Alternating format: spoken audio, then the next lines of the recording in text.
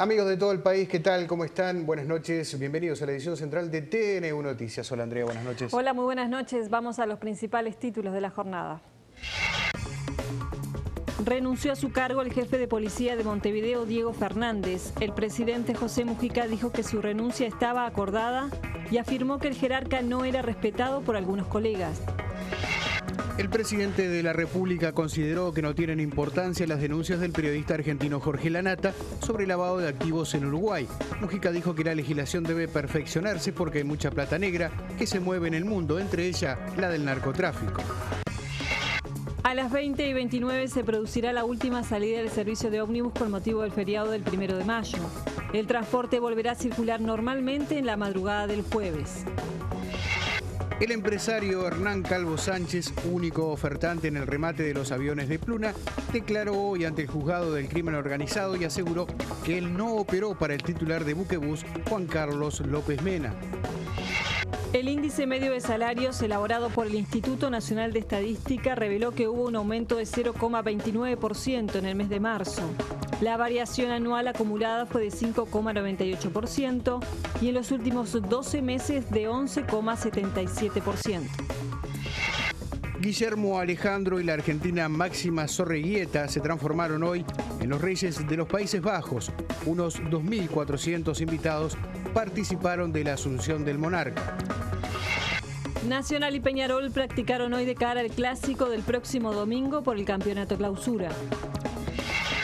En la mirada internacional, la profesora Susana Mangana analiza la realidad de uno de los motores más importantes de la economía mundial, la República Popular China.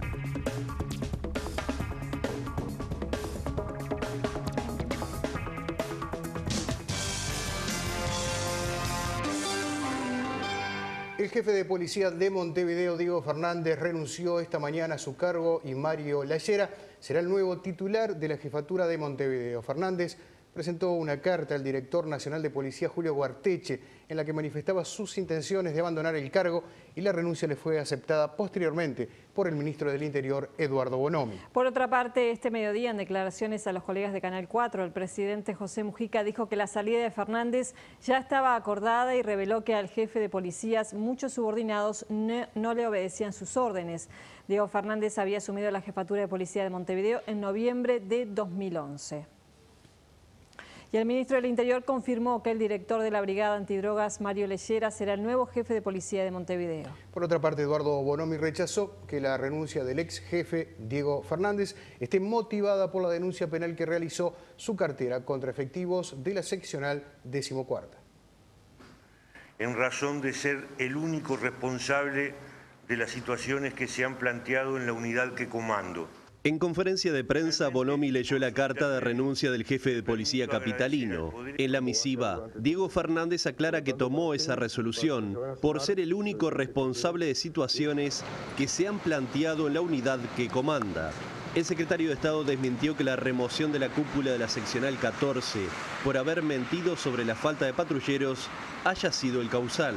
Desmiente lo que se ha estado diciendo respecto a que no estaba de acuerdo con tomar medidas, con que la afirmación de que el patrullero estaba a 4 cuadras al norte de Avenida Italia, no estaba vigilando la casa del licenciado Vázquez, que está al sur de Avenida Rivera y a muchísimas cuadras.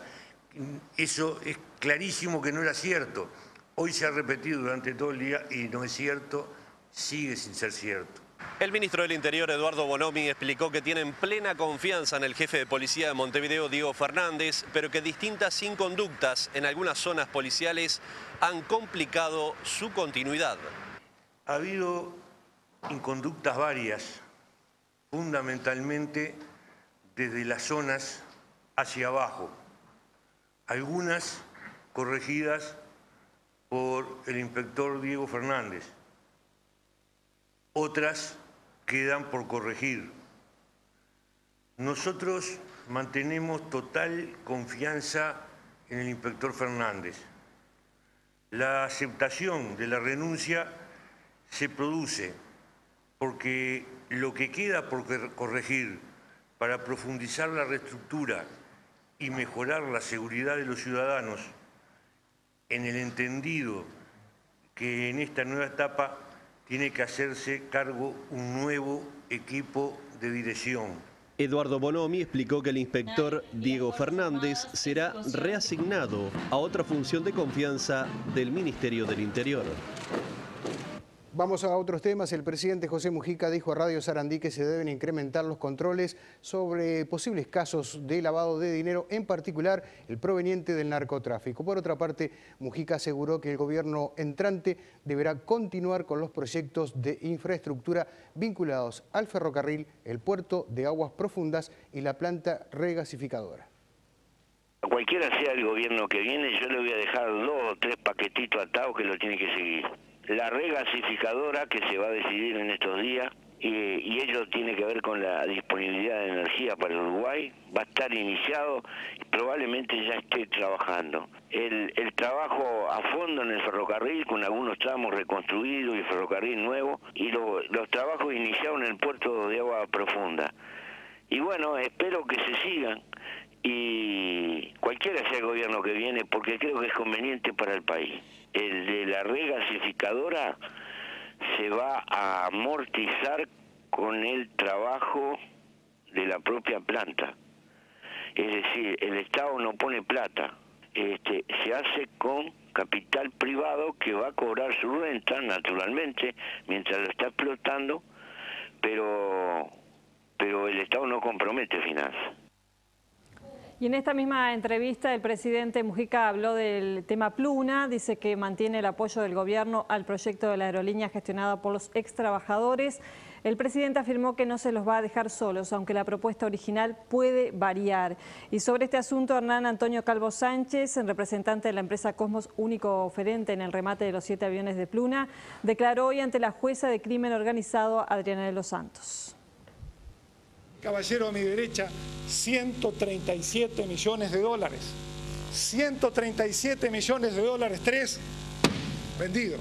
Desde el momento en que Hernán Antonio Calvo Sánchez ingresó al predio de la Rural del Prado el 1 de octubre del 2012 y ofertó 137 millones de dólares para los aviones de la ex aerolínea Pluna, al día de hoy pasaron muchas cosas. Este miércoles, Calvo Sánchez declaró ante la jueza Adriana de los Santos y el fiscal Juan Gómez por aproximadamente 2 horas.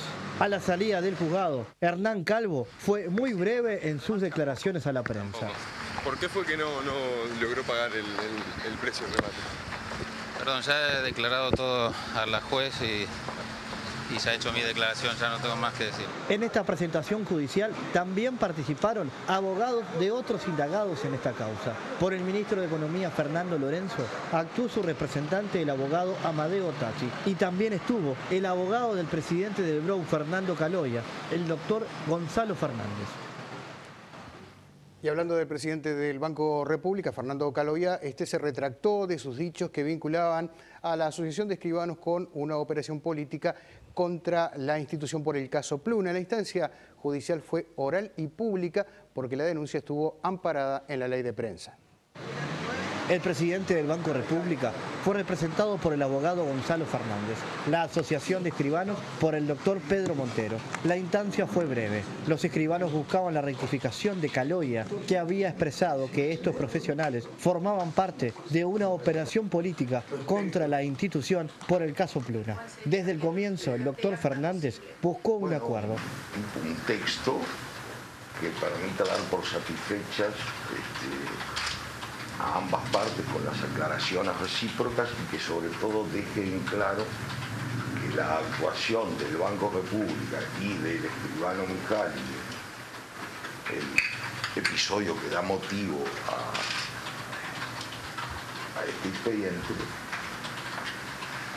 no merece ninguna clase de reparo desde el punto de vista ni jurídico ni notarial. Finalmente la propuesta llegó luego de un cuarto intermedio. Que las partes se han dado recíprocas satisfacciones, aclarando el economista Caloya que la Asociación de Escribanos del Uruguay no participó de la operación política, la cual fue organizada por los partidos políticos de la oposición y aclarando a la Asociación de Escribanos que la actuación del escribano Migali como apoderado del banco no le merece reparos de orden notarial. El texto ha sido aceptado por la otra parte. Todos de acuerdo, se firmó el acta. Fernando Caloia prefirió no hacer declaraciones públicas, mientras que los escribanos fueron concretos. Hablando la gente se entiende y en este caso hubieron explicaciones como para dar a entender lo suficiente que el economista Caloia se retracta de sus dichos con respecto a que la asociación quedó involucrada en una especie de campaña nacional contra el Banco de la República o contra el gobierno. Y la Asociación de Escribanos ratifica lo que ya había expresado en su momento, de que el escribano del Banco República, cuando actuó en España, actuó como apoderado y por lo tanto no hizo nada contrario a las normas que rigen el notariado uruguayo.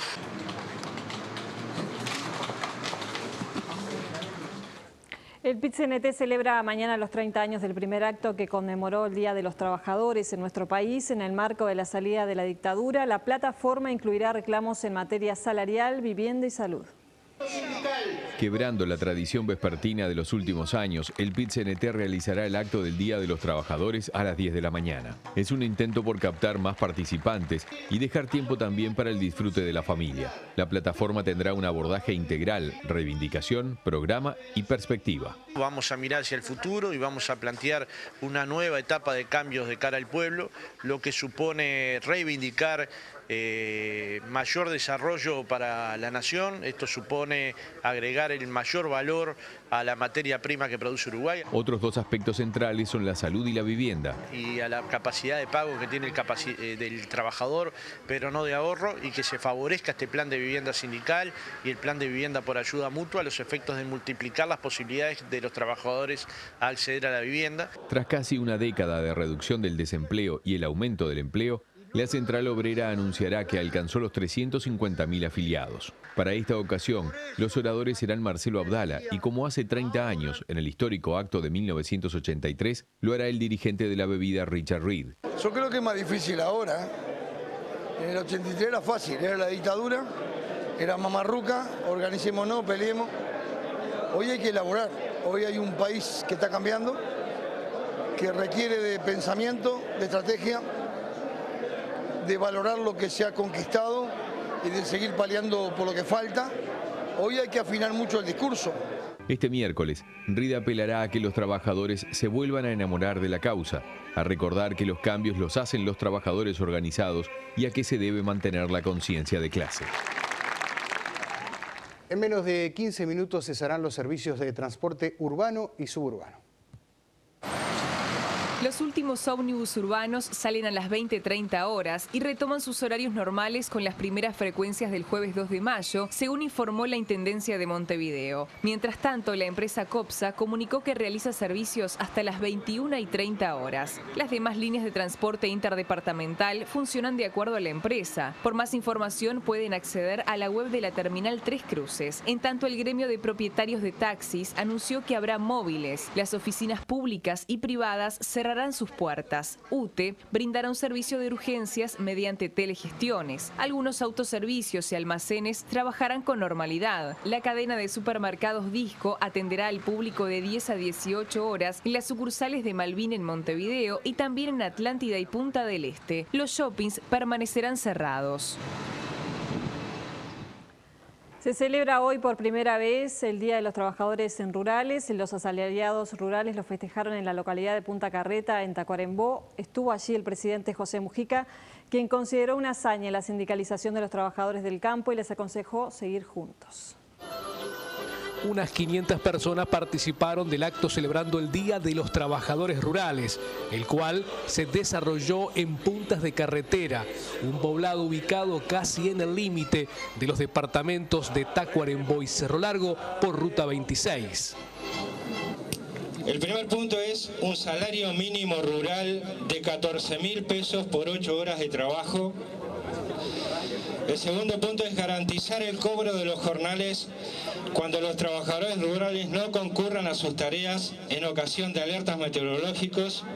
El tercer punto es el efectivo cumplimiento en todos los establecimientos rurales del país de la jornada de 8 horas y del decreto 321-2008 sobre salud y seguridad en la agricultura. El presidente José Mujica destacó el hecho histórico de la conformación de un gremio rural y llamó a los trabajadores rurales a seguir trabajando juntos y defendiendo esta herramienta de lucha. Es tener un sindicato de peones de estancia E, una de las proezas más grandes del mundo sindical.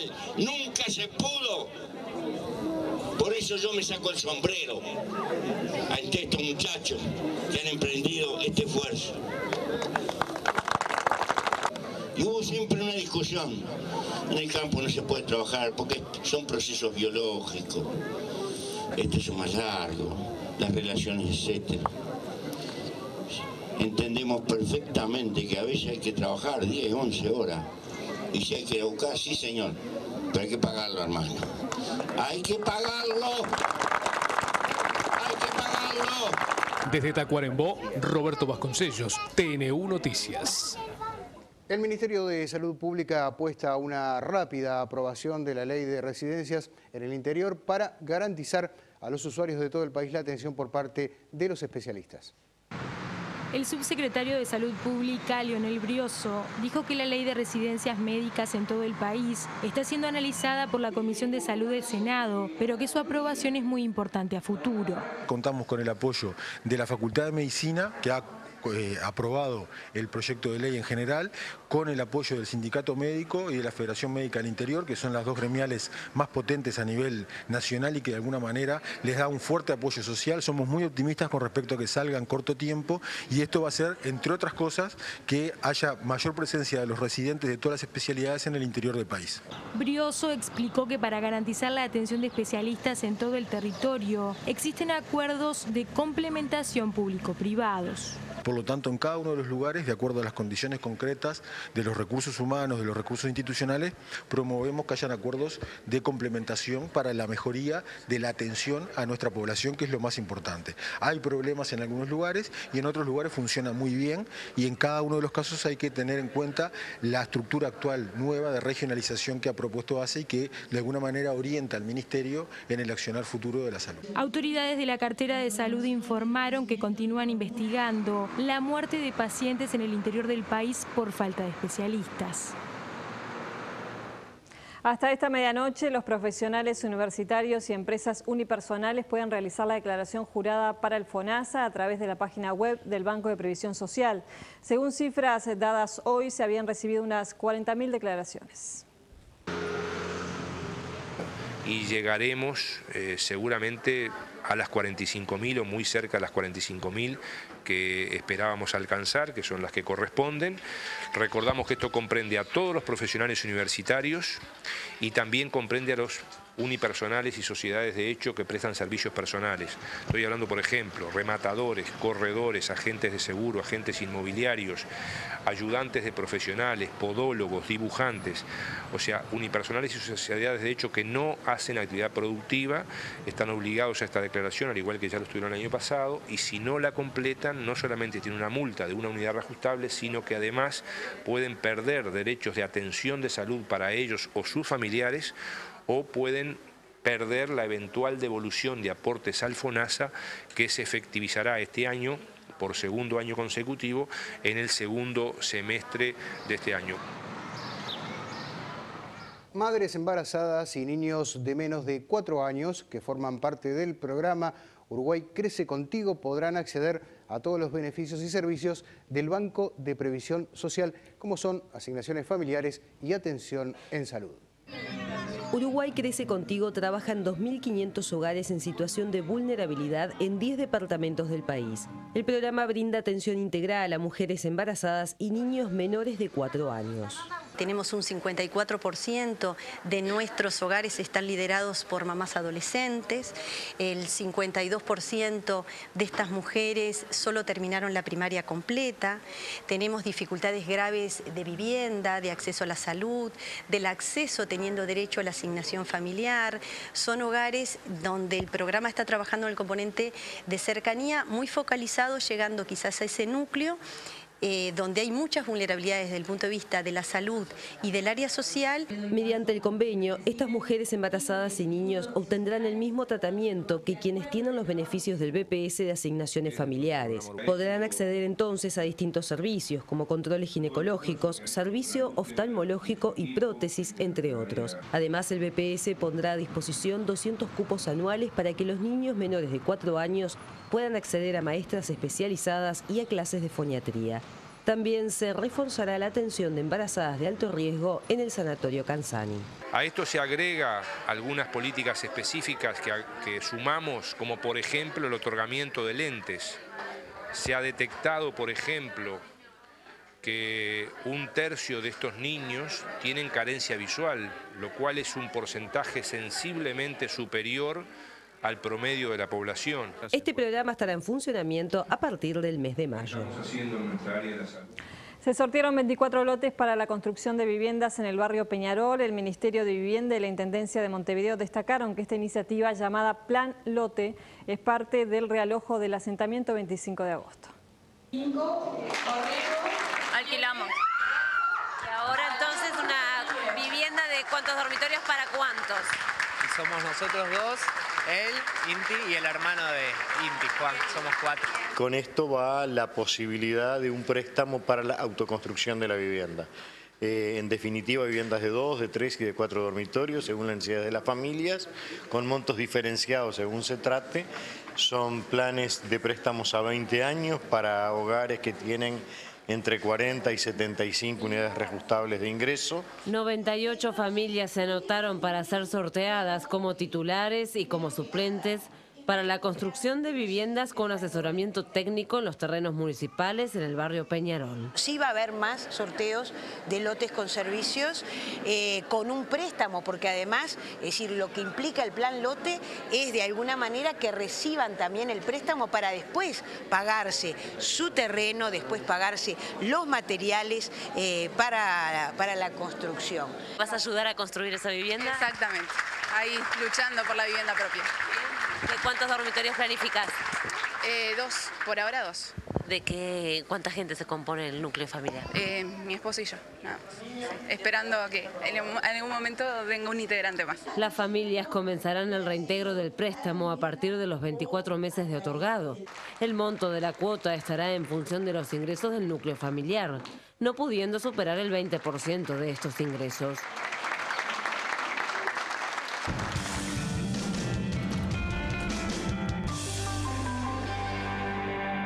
El Instituto Nacional de Estadística informó que el índice medio de salarios registró un aumento de 0,29% en el mes de marzo, acumulando una suba del 5,98% en lo que va del año.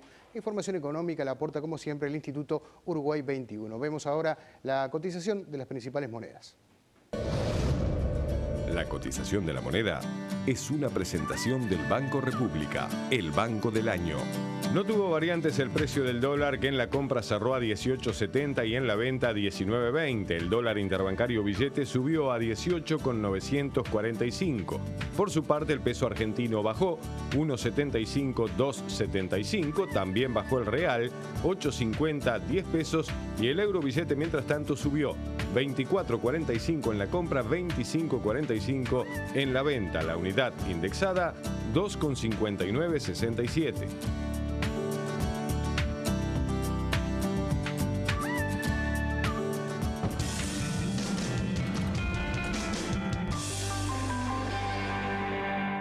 Este programa es presentado por Antel. Usa giros de bits, que te permite enviar y recibir dinero estés donde estés.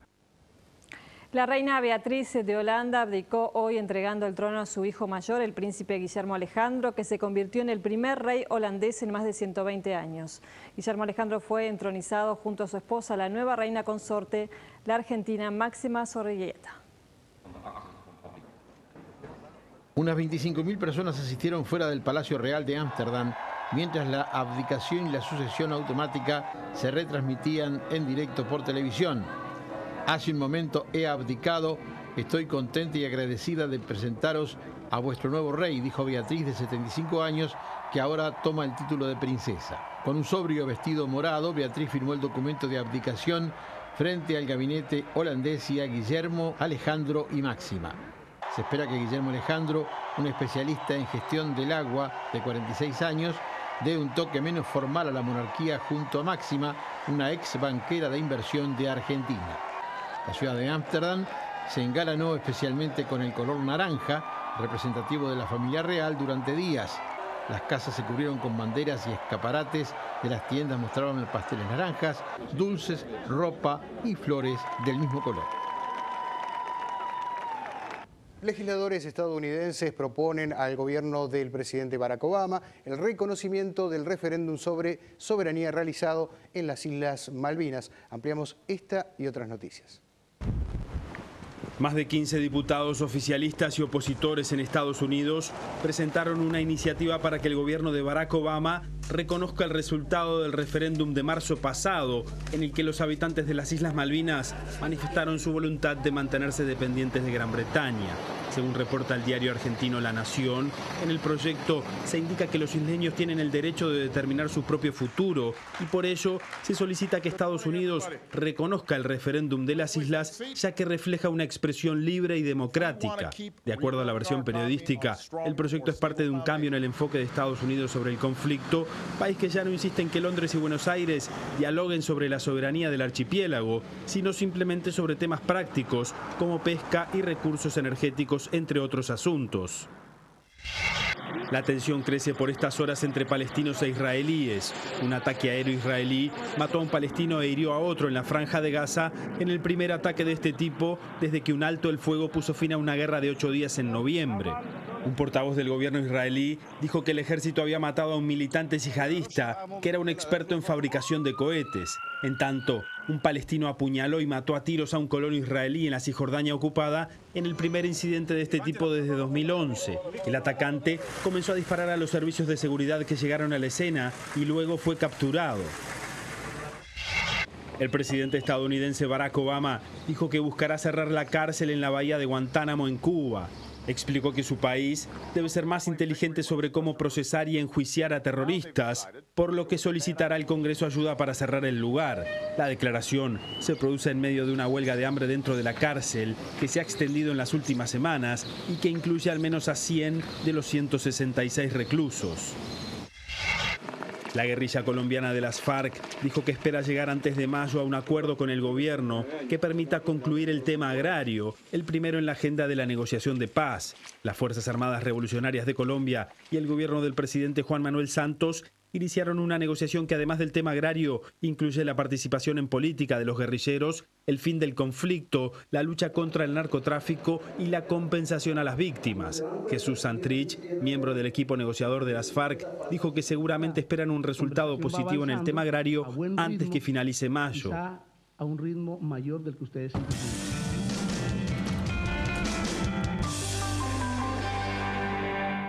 Buenas noches para todos. Hoy en una reunión la Federación de Básquet y los clubes de básquet acordaron para darle detalles a la DGI sobre los contratos de los jugadores, para ver, entre algunas de las cosas, lo dijo el presidente Ney Castillo, si de alguna manera se paga el IRPF de los jugadores que pasan en el monto su contrato. Nosotros teníamos entendido que hay unas instituciones que estaban al día, otras que estaban en forma irregular y bueno, hubo la disposición completa de todas las instituciones de poner todos los contratos arriba de la mesa. Nosotros estamos dispuestos como federación a registrar todos los contratos como corresponde y colaborar como corresponde para que esta situación sea como tiene que ser, ¿no? Bueno, vamos a la cancha, vamos a hablar de fútbol. Si habrá sido importante la victoria de Nacional. Pasó a Peñarol en el clausura, deja muy cerca a los tricolores de Defensor en el campeonato y también en la tabla anual. Vamos a ver lo que pasó en el estadio. Muy importante, en un triunfo en estos campeonatos cortos te puede cambiar y mucho lo que pasa. Decíamos, pasó a Peñarol, quedó a 3 de Defensor en lo que es el torneo de clausura. En la anual queda a 2 de Peñarol y a 3 de Defensor. Se va a convertir en un campeonato muy apasionante en cuanto a lo que van a ser los puntajes. Ahí estaba el gol de Techera para River y después lo de Nacional. Este golazo de Damonte, Israel Damonte, el argentino, qué golazo. Y después iba a aparecer Adrián Romero para anotar el gol de la victoria para el equipo de Arruabarrena, que juega el clásico el domingo a las 4:30 de la tarde y que es local. El Bolso, Torrecilla se fue expulsado al minuto 81 Y hoy estuvimos en las prácticas de Peñarol y también la práctica de Nacional. Muchos jugadores golpeados, recuperación, ¿no? En el lado de Nacional, Arismendi terminó contracturado, Iván Alonso lesionado y hoy llegó con una venda al entrenamiento. También pasó con Díaz, con el lateral, nos comentaba de una contractura. Y también Efraín Cortés, el defensa que hoy se levantó con el pie hinchado y que no sabe si va a estar para el partido clásico. Por ahí fue un golpe en el empeine. Bueno, esperemos, pues Dios quiera, en las próximas horas baje un poquito ya la inflamación y desaparezca el dolor y bueno, y estar al 100% para el domingo. ¿Cómo te imaginas vivir ese día, ese clásico? Sí, ya he tenido la oportunidad en Colombia también de jugar un clásico Millonarios Santa Fe, es exactamente igual. Así que bueno, con tranquilidad, como te digo, sabiendo de que va a ser un partido también importante, son dos equipos que van a buscar siempre el arco contrario, sabemos de que Peñarol es uno de los equipos también grandes del país, así que bueno, va a ser un lindo partido. Bueno, también pasa por el lado de Peñarol, se espera que Darío Rodríguez sea titular el día domingo. Lo de Stoyanov no está muy claro si va a jugar o no, pero lo cierto es que se habla de Da Silva, de la continuidad del entrenador y de cómo un resultado, que en realidad no tendría que ser así, puede marcar la situación de un equipo en un momento determinado del año. Si Peñarol está pasando por una crisis deportiva o no, no lo va a determinar el clásico, pero el entrenador sabe que el momento es muy difícil. Las conversaciones que tenía con los dirigentes siempre han sido muy buenas, muy positivas. Acá hoy lo que estamos pensando únicamente es en ganar. Después, lógicamente, que los resultados determinan situaciones y bueno, yo soy consciente que este es un partido muy importante y que si las cosas no salen, lógicamente el fusible es el entrenador y no tengo ningún inconveniente. El uruguayo Eugenio Figueredo, que tiene 81 años, asumió como presidente de la Conmebol. Habló Grondona de él y también de Leos y de las acusaciones en la FIFA y también en la Conmebol y por qué se alejó. Un hombre que ha hecho tanto. Y lo que pasa es que ustedes no pueden darse cuenta porque no tienen los años que tenemos nosotros. Sí, Eugenio Figueredo es un dirigente también muy importante dentro de la Conmebol que seguramente va a completar de buena manera este mandato. Son todos importantes y son todos prácticamente cabezas de las asociaciones. Ahí estaba Grondona. Ustedes no pueden darse cuenta, le decían los periodistas, la justicia que se está dando cuenta de algunas cosas que pasan en la FIFA y también en la Conmebol. Vamos a hablar de básquetbol. Vamos a ver lo que pasó. Defensor, está arriba, 3-2 en la serie. ¿Qué partido? Creo que fue en donde se marcó más la diferencia. Porque Defensor fue muy superior, más allá de que Aguada de alguna manera lo puso a tiro. 80-62 terminó. Y el viernes puede conseguir el título Defensor Sporting, que no era el gran candidato para este partido, que le ganó a Bohemios ahí. Le costó ganar a Bohemios y meterse en la final. Aguada llegaba como favorito a estos últimos encuentros. El desgaste, el físico de algunos jugadores importantes como Leandro García Morales, como Muro termina empezando y la rotación de Sporting, la continuidad de un plantel de más de 10 años de trabajo con Jauregui al frente de este Defensor Sporting le están dando el valor a eso. ¿Y por qué es importante el proceso? ¿Por qué es importante tener no 5 jugadores buenos, sino 2 en el equipo? Hamilton 12, 21 rebotes. Federico Álvarez, ustedes lo veían, para mí de gran partido, anotó 17, 4 asistencias, Cabot 15, Baxley 14, Izaguirre 10. O sea, el goleo repartido en Defensor Sporting en Aguada y además fue el goleador del partido, García Morales, 18 puntos, no es noticia. Vamos a hablar de la UEFA. Sí es noticia que Real Madrid quedó eliminado. No faltaron los momentos mágicos Mourinho, así como tampoco los saltos impulsivos del que cobras, caricias típicas de semifinales y manotazos salvadores. Y a los 37 tarde llega el gol de Benzema, el 1-0 a favor del Real Madrid. Ya no interesaba lucir calidad, delicadeza, técnica, puntazo de Ramos y 2-0 a favor del equipo de Mourinho que precisaba uno más. Con un tanto pasaba a Madrid, pero lo que pasó fue el tiempo ante el aplique técnico de la simulación, el Dortmund a la final. Bueno, y vamos a hablar de Suárez. Luis Suárez decidió no ir a la entrega de premios de los mejores de la temporada. Y cada vez que se escuchaba su nombre en esa gala pasaba esto. Robin van Persie, Manchester United.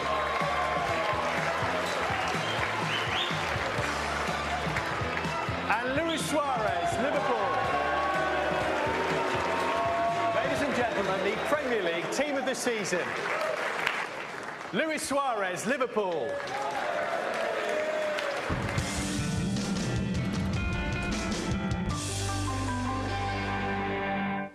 Y es un gusto, como todos los martes, recibir a la profesora Susana Mangana. ¿Cómo estás, Susana? ¿Cómo te va? Hola, buenas noches, Pepe. Un gusto estar aquí contigo. Igualmente, lo anunciábamos hoy en titulares y vamos a hablar de una de las economías más importantes, del motor quizás más importante de la economía mundial hoy día, como lo es China, un integrante de los denominados BRICS, Brasil, Rusia, India, la propia China y Sudáfrica también ahora.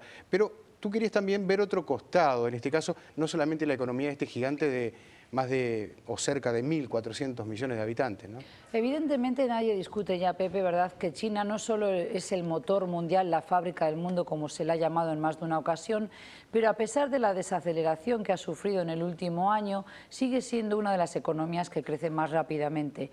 No olvidemos que además de ser un líder mundial, no solo en lo económico, sino también una potencia militar, por más que no utilice la fuerza y no sea una de sus paradigmas o no sea uno de los vectores de su política exterior, por lo menos no ha sido así hasta ahora, es el líder también en cuanto a integración regional en lo que conocemos como Asia-Pacífico.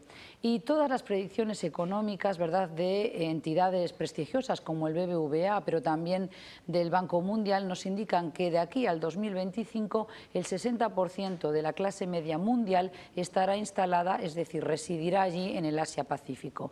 Pero ¿qué tipo de país se va a encontrar nuestro presidente José Mujica, ¿verdad?, cuando viaje allí próximamente?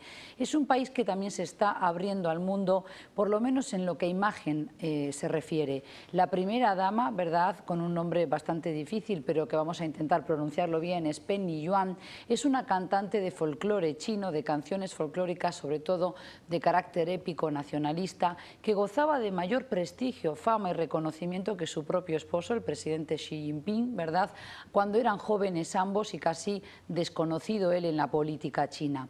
Entonces ella está también cambiando las tendencias porque impacta en la imagen exterior de China y sobre todo es una mujer que está también marcando tendencias en cuanto a moda y muchos se preguntan si no es la nueva primera dama como fue en su momento la esposa de Gorbachev, Raisa, ¿verdad? Algunos la quieren comparar con Michelle Obama por más que haya claras y evidentes diferencias, no solo por el color de piel, sino también la preparación de una y de otra, ¿verdad? Michelle es una universitaria, mientras que esta señora, la primera dama, es muy famosa, pero empezó a cantar muy jovencita, con apenas 14 años, era ya una de las leyendas, de las voces promesas de China, ¿verdad? Pero además de eso, China tiene también un enorme desafío ante sí. Es un país todavía emisor de gases invernadero, 16 de las ciudades más contaminadas del mundo están situadas en China y es por eso importante que el presidente Mujica también le recuerde a China que Uruguay está cambiando su matriz energética,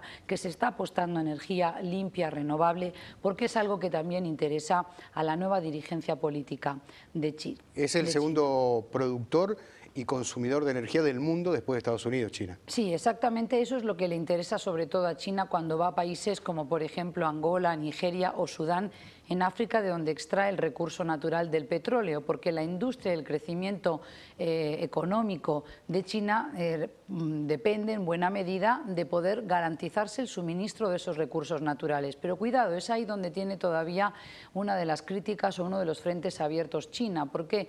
Porque su manera de penetrar en esos países, por más que no utilice tanques, no utilice la vía violenta, ¿verdad?, sí que ha sido muy criticada porque no siempre contempla el derecho medioambiental y mucho menos los derechos laborales de aquellos que contrata, ya sea en África o los propios ciudadanos chinos que lleva consigo para trabajar, por ejemplo, en el sector de la construcción en Angola, ahora que estamos en la noche previa al 1 de mayo, recordando el Día de los Trabajadores. Por otro lado, la relación de China con América Latina ha ido cambiando sustancialmente en los últimos años. No es la primera vez que lo comentamos y vemos que China ha pasado a ser el socio comercial número 1 o número 2 para una gran cantidad de países aquí en la región, por ejemplo, Brasil, Chile, Argentina, pero también Costa Rica, México y Panamá. Y ni qué decir que toda la soja que se exporta prácticamente de Uruguay va a parar a China. También ahí la balanza de exportación e importación entre Uruguay y China ha ido cambiando. Mientras que antes se le vendía sobre todo cueros y lana y pescado, ahora se le vende pasta de celulosa, soja, semillas oleaginosas, como se las llama, pero también piedras semipreciosas y al haber una nueva clase media pujante, yo diría que una clase que busca también el lujo en China, se importa también más carne vacuna, pero también otro tipo de derivados y comestibles. Y sobre todo lácteos, porque ahora la nueva clase, digamos, media de China, no podemos llamarla burguesa, pero tienen patrones de consumo muy similares a los occidentales, demandan y requieren mayor cantidad de estos productos, con lo cual sería bueno también que el presidente Mujica y su delegación, ¿verdad?, puedan insistir en que se abran ese tipo de puertas y de nuevos sectores para la exportación de Uruguay. Patrones y consumos que las propias autoridades chinas se encargaron de incentivar para que esa clase media comenzara a consumir, porque era necesario para mantener esa economía. Interesantísimo tema, da para mucho. Esperaremos a ver qué resultados tiene la misión uruguaya en China, una visita muy particular que seguramente estará realizando el presidente de la República a finales del mes de mayo. Nos vemos el próximo martes. Nos vemos la semana que viene. Gracias, Andrea. Sigue ahora con más noticias.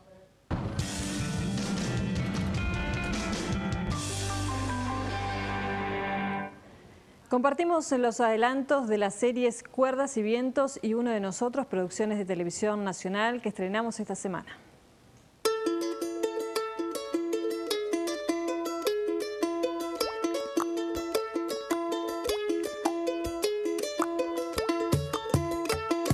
Cuerdas y Vientos es un viaje musical por el interior del país. De la mano de Claudio Tadei podremos conocer nuestras identidades sonoras y acercarnos a los músicos representantes de la diversidad cultural uruguaya. Comenzamos este jueves a las 22:30 con los artistas más jóvenes del ciclo, Chano y Contreras, radicados en Trinidad. El dúo nos permite escuchar música gauchesca desde la visión de las nuevas generaciones. La siguiente parada es en Mercedes, donde Mónico Aguilera nos explica qué es crear un estilo jazzístico. Posteriormente iremos a Paysandú para recorrer los estilos litoraleños a orillas del río Uruguay.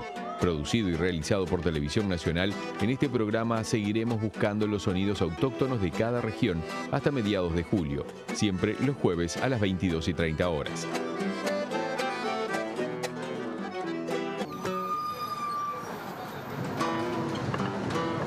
Otra producción de Televisión Nacional que se estrena esta semana es Uno de Nosotros, el domingo a las 21 horas. En esta serie documental también seguiremos conociendo a varios protagonistas de la cultura uruguaya que han construido parte de nuestra identidad. Se trata de un programa sobre la biografía de 8 personalidades destacadas para la historia del país como Eduardo Mateo, Carlos Quijano o Delmira Agustini. Cada capítulo está concebido especialmente para que sea un primer acercamiento a sus vidas, sin necesidad de haberlo hecho previamente y abriéndonos las puertas para seguir conociéndolo luego de ver el programa. Se trata, además, de un extenso y profundo trabajo de investigación que en la primera entrega nos lleva a Audulio Varela a través de las entrevistas con Diego Lugano, Óscar Tavares o Alcides Quilla. En Televisión Nacional seguimos produciendo para acercar la cultura uruguaya a todas y todos.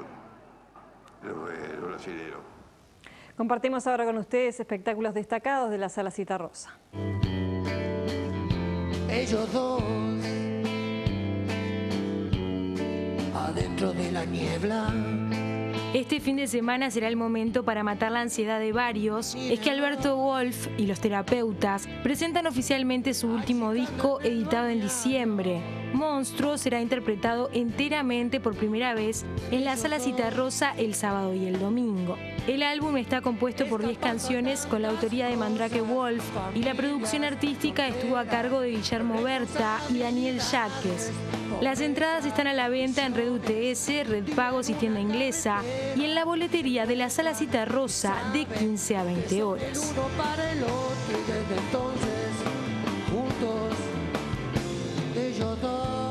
Hay quienes intentan remontar un barco.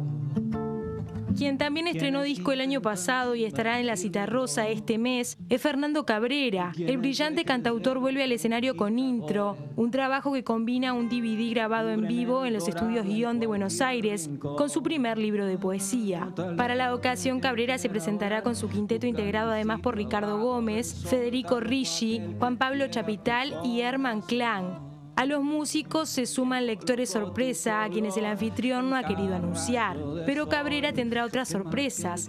Estará estrenando algunos de los temas que se incluirán en su nuevo disco, a editarse en septiembre. La cita es el viernes 17 de mayo a las 21:30 horas. Hay otros tan ilusos que... Vemos ahora el pronóstico del tiempo de Nubel Cisneros.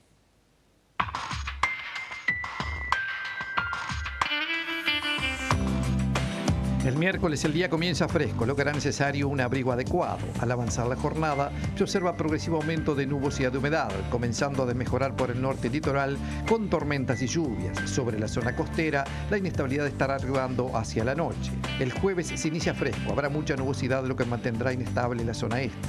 En el transcurso del día se observan importantes mejoras temporarias hasta la noche, donde nuevamente se inestabilizan las condiciones por la zona litoral, nuevamente con tormentas y lluvias aisladas.